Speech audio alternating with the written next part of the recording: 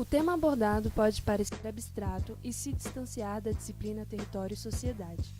Porém, através de uma análise comparativa com os conceitos apresentados na aula, podemos perceber o quão válido é olhar a pichação e o grafite como expressão simbólica de um eixo da sociedade que usa o território físico das grandes cidades para chamar atenção às suas necessidades, e até mesmo expressar violência e descontentamento com o grupo dominante, seja o governo ou a sociedade burguesa, formando assim um contrapoder, um movimento de resistência às normas sociais estabelecidas. Aqui faremos uma análise sobre a pichação com base nos conceitos aprendidos na disciplina Território e Sociedade.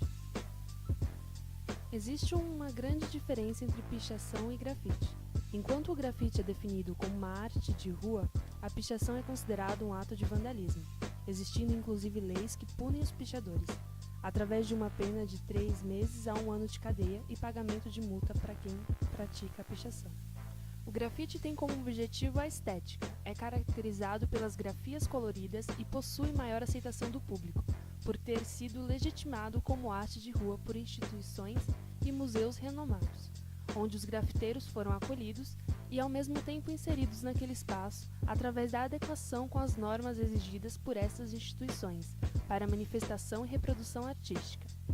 A diferença na exposição entre as duas práticas é nítida, pois o grafite é socialmente autorizado e, portanto, recebe uma posição de destaque e um valor cultural dentro da sociedade. Já a pichação tem caráter provocativo e ocupa locais desautorizados, como muros e propriedades particulares. Os pichadores procuram demarcar territórios, mesmo através apenas de um poder simbólico, ou seja, um infrapoder que está na psique dos indivíduos, que os conduzem a agir através de ações subjetivas individuais, criando através da pichação os meios para se expressar publicamente e despertar a sociedade para a realidade que estão inseridos, uma realidade periférica. Entendemos então que a pichação usa a paisagem como uma ferramenta para o seu movimento, e ela está tão presente nos caminhos que fazemos que já se fundiu com a paisagem, deixando para muitos de ter um significado além do que é visível aos olhos, tendo um fim em si mesma. Porém, sabemos que a pichação não se limita à visão. As grafias nos mostram uma relação de poder que tenta ser reprimida e é sempre julgada. Se a pichação está concentrada nos centros urbanos, significa que existe uma relação entre a vida nas grandes cidades e as grafias de seus muros. Existe uma consciência, um contexto histórico e social por trás da pichação. Tá no peito, né, Tuta?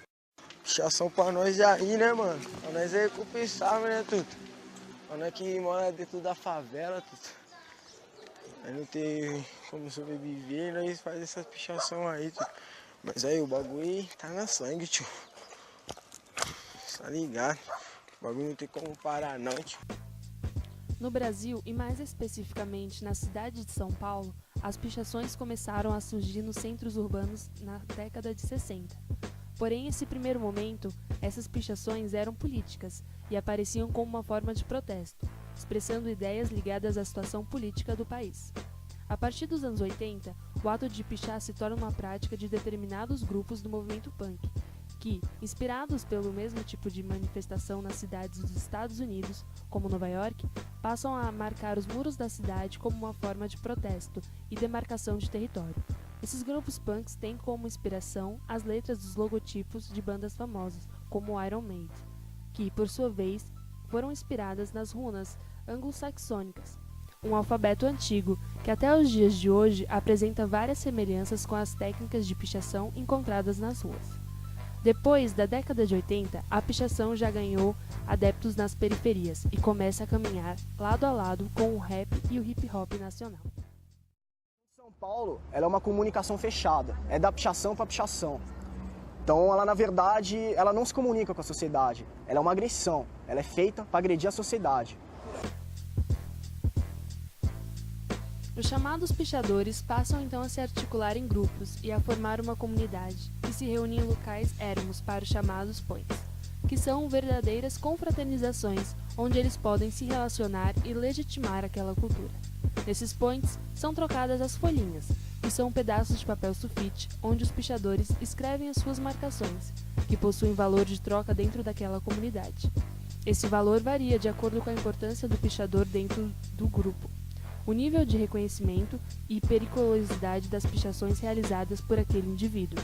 E são também a única forma de se documentar a trajetória dos pichadores, pois os seus feitos não são eternos. Afinal, a grande maioria dos muros e propriedades recebem manutenções que apagarão as marcas deixadas. Sendo assim, a existência da troca de folhinhas e dos points é crucial para a manutenção cultural dessa comunidade, que é movida por 3 princípios básicos: a busca pelo reconhecimento social daqueles indivíduos, a adrenalina gerada pelo ato de pichar e o protesto, ou seja, a mensagem levada por esses grupos periféricos aos grandes centros urbanos.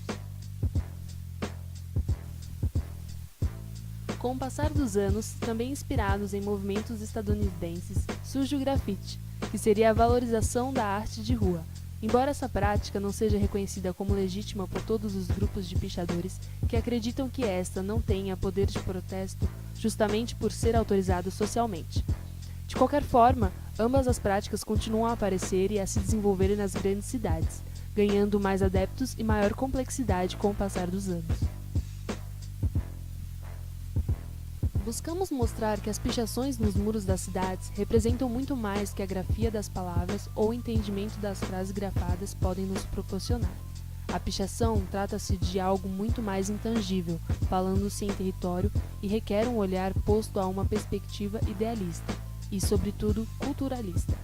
Os pichadores se organizam de tal forma que podemos classificá-los como uma comunidade complexa, pois esta é ao mesmo tempo autônoma, por independer de agentes externos para ser legitimada, mas dependente do contexto social do espaço em que está inserida, pois essa comunidade é fruto de uma desigualdade e exclusão social, ou seja, se todos os indivíduos tivessem as mesmas oportunidades asseguradas pelo Estado, esse tipo de movimento e comunidade não se fariam necessários.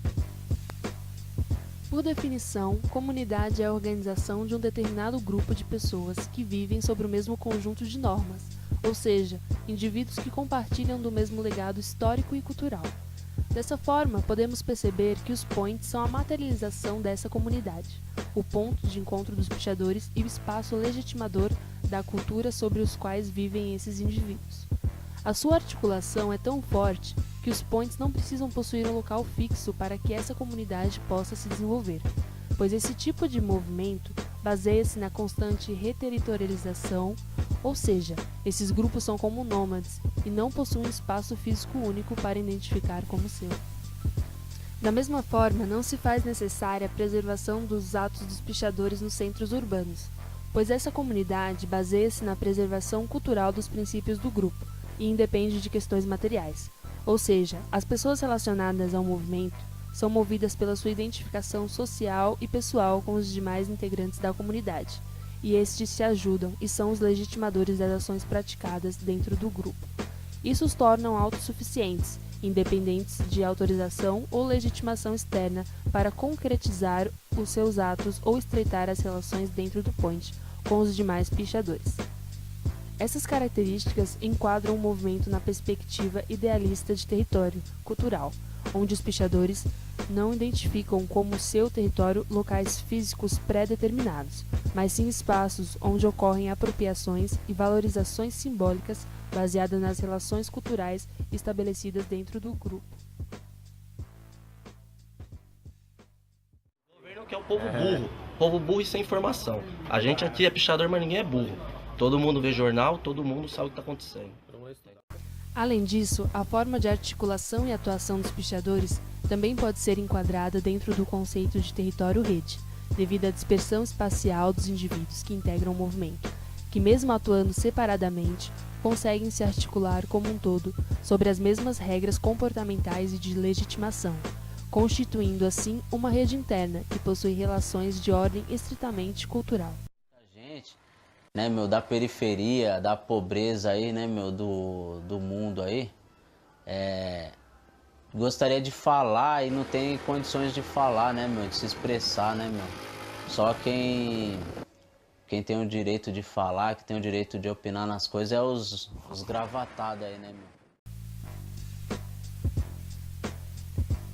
Esses conceitos flagram a complexidade da análise sobre a organização e atuação dos pichadores nos grandes centros urbanos e nos permitem uma análise social dessas ações que são ao mesmo tempo tão presentes e tão ignoradas no nosso cotidiano. O senso comum pouco sabe sobre a estruturação e as interações desse movimento e, por isso, muitas vezes julga a pichação como sujeira e vandalismo. Mas este é um movimento que possui poder político e simbólico, que devem ser analisados através da leitura e interpretação dos atos dos indivíduos que participam dessa comunidade.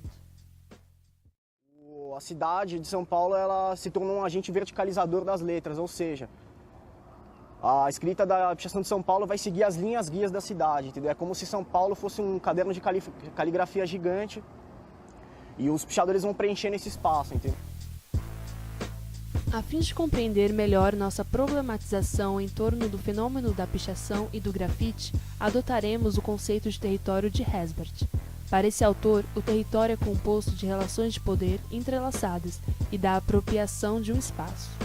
Através desse conceito, podemos explicar o grafite e a pichação enquanto territórios simbólicos de expressão cultural e processo identitário, pois se trata de manifestações que usam a paisagem física para expressar um tipo de arte pouco reconhecida como tal, ou expressar um contrapoder, uma resistência à sociedade burguesa e ao Estado.